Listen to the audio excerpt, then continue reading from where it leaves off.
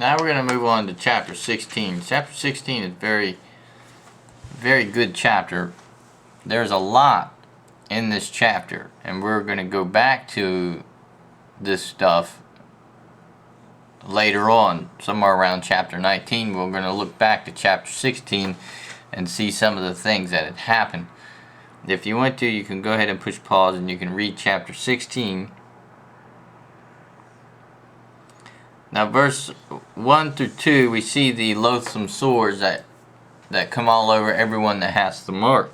There's one of two possibilities here. This could be some kind of an allergic reaction to the mark of the beast. And that's what happens when you have an allergic reaction of a sort. You'll get boils that will break out on your skin. This could be some kind of allergic reaction that the people are having as a result of the mark. And then again, it could just be curse from God. Either or, I mean, it's going to be a curse from God either way.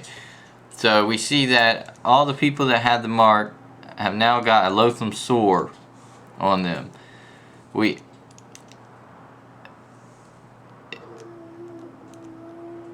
I'm trying to... The seventh trumpet could have been blown by now. And we're seeing a distinction here. And we're getting ready to see some more. Seventh trumpet could have been blown by now, right before these bowls start. And if you find anything showing specifically where the seventh trumpet is blown, I'd love to hear about it. But let's keep going on the second. And of course we're looking at the seventh bowls. The second bowl, the sea is turned to blood. So it goes from 1/3 of the sea. Remember when the trumpet was blown and 1/3 of the sea was struck and turned to blood? Now the whole entire sea has been turned to blood.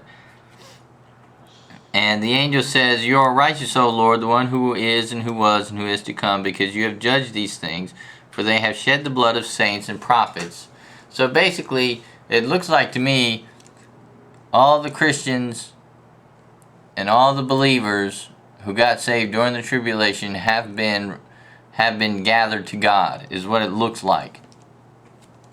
Because now he's pouring out the bowl judgments, and the bowl judgments are so severe. They are very, very severe.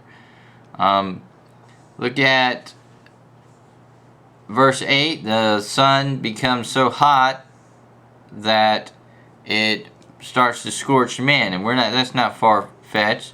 We look at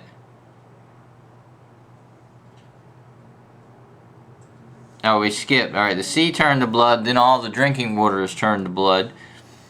See, now everything is cut off. It went from 1/3 of everything being cut off to now everything is cut off. All of God's provisioning for mankind on the earth is cut off. Alright, so all the waters are turned to blood. Then we go to the men are scorched by the sun. Now, the sun's an interesting object.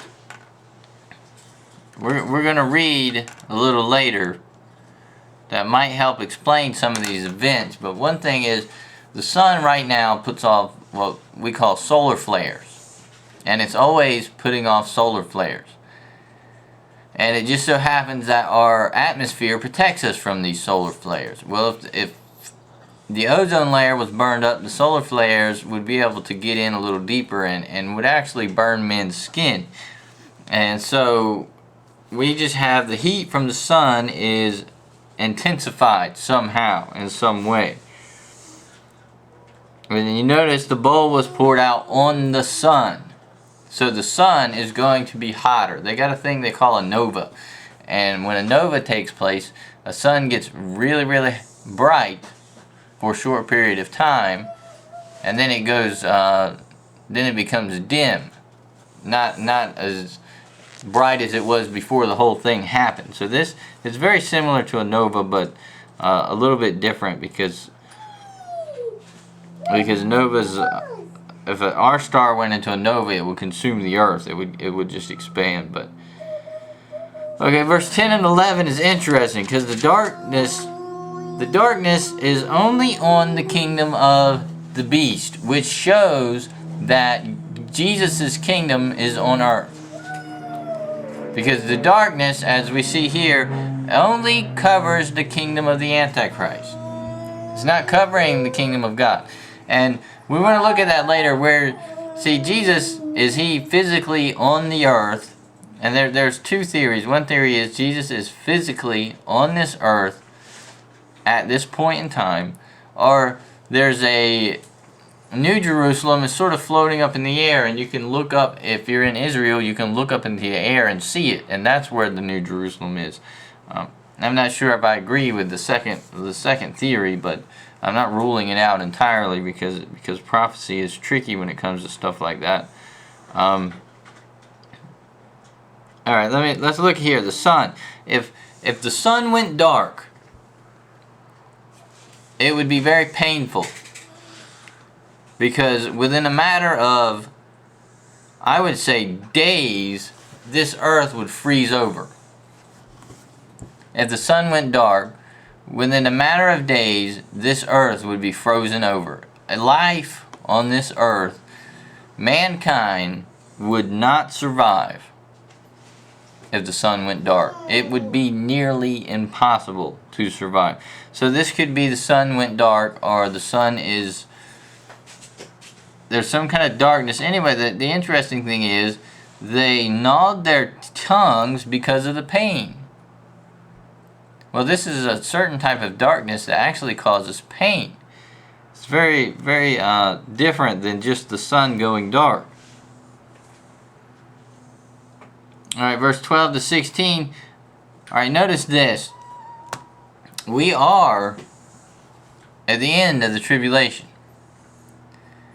And this is the sixth bowl is the battle of Armageddon. The river Euphrates dries up so the kings of the east can come. So basically the kings of the east have not come yet. So China and Japan and whoever else is over there on the east of the Euphrates River have not come yet. But they will come. And this is for the great day of Armageddon. See, this is what happens. We've already read it and we've already looked at it. But all the armies of the world are gathered together against Jerusalem. All the armies are gathered together against Jerusalem in Armageddon, which is a place right outside of Jerusalem, about 50 miles outside of Jerusalem. They're all gathered there. Why are they all gathered to that specific place? Because they're getting ready to attack Jesus. So the Euphrates River dries up. Why? Because God is hastening the coming. God is hastening the final day. God said he will gather all armies against Jerusalem so that he can pour out his wrath on them. In other words, he made it easy so that the eastern nations could come over and join the Antichrist in his fight and bring their army. So it makes it faster for them, easier for them to get over there. I mean, yes, we do have boats and we do have ships and everything, but when you're talking about an army of a couple 100 million people, marching is the fastest way, because you don't have that many cars, you don't have that many ships, you don't have that much stuff to transport all those people. It takes time. And so marching would be the fastest way. So something happens in order to enable the kings to bring over. And you look here, remember, I saw unclean spirits like frogs coming out of the mouth of the beast, out of the mouth of the false prophet, and out of the mouth of the dragon. For they are spirits of demons performing signs which go out to the kings of the earth of the whole world. So they gather all the armies of the world together to fight in this Armageddon, to fight against Jesus. And so this is when the Battle of Armageddon will take place. And then the seventh bowl will be poured out. And the seventh bowl is poured out, and that is the final judgment of God. God destroys all the nations. He destroys all the kingdoms. Every mountain is flat. The plain, the whole entire world is made into a plain. Every island is gone. And hailstones, 75 pounds. A hailstone weighing 75 pounds will fall from the sky. This is going to basically wipe out mankind because it's over. It's over. And now the millennial reign will begin. Now the millennial reign will begin. And notice here it talks about the great city is remembered. And that's great. That's great Babylon. So the thing that I find interesting, and we're getting ready to get into this in chapter 17, is great Babylon never submits to the Antichrist. Why? How do I know this? Because the Antichrist hates great Babylon. Why does the Antichrist hate great Babylon? Because great Babylon never submits to him. If you submit to him, he will hate you. Great Babylon will never submit to the Antichrist. This kingdom of man, this kingdom that man has built, will never submit to the Antichrist. The Antichrist will hate her. And we're gonna read a little bit of that. Let's go to Daniel chapter 11. I'm going to look at Daniel chapter 11 verse 45. Remember, this is what happened. Daniel chapter 11 verse 45. And this is the Antichrist. He shall plant the tents of his palace between the seas of the glorious holy mountain, and yet he shall come to his end, and no one will help him.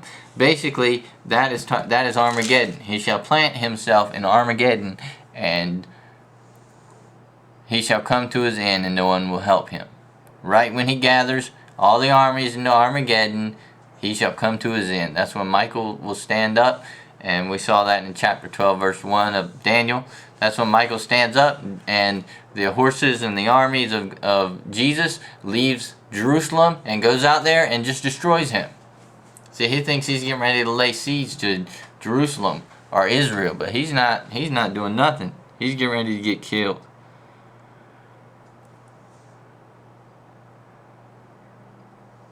Now, when is New Babylon destroyed? I'm having trouble finding that right now. Maybe I'll be able to find that soon.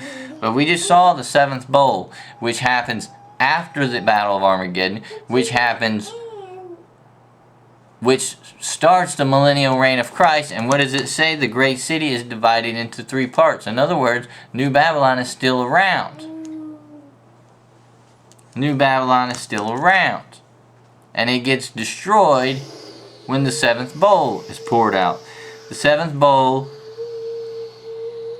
and it happens in 1 hour. And we'll get to that in a minute, because I'm trying to get this all to where we will be able to figure it out. This New Babylon, mystery is one of her names. This is a mystery, who the New Babylon is. Her role in this whole thing.